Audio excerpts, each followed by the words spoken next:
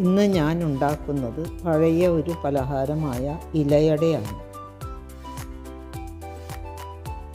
അതിനായി ആവശ്യമുള്ള വലിപ്പത്തിൽ വാഴയില കീറി വയ്ക്കുക.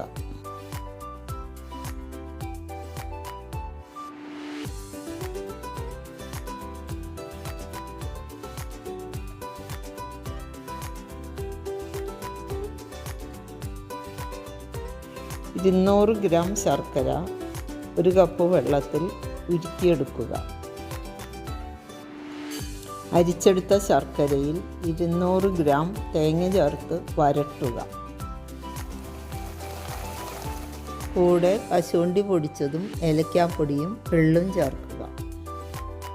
വെള്ളം വറ്റിച്ചെടുക്കുക.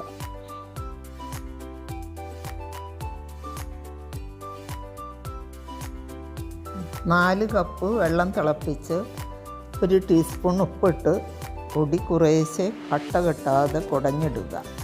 1 ടീസ്പൂൺ നെയ്യും ചേർത്ത് പാത്രത്തിൻ്റെ വശങ്ങളിൽ പിടിക്കാത്ത പരുവത്തിൽ വാങ്ങി വയ്ക്കുക. മാവെടുത്ത് ഇലയിൽ പരത്തുക. തേങ്ങാക്കൂട്ട് ഇലയുടെ ഒരു വശത്ത് വെച്ച് മടക്കുക.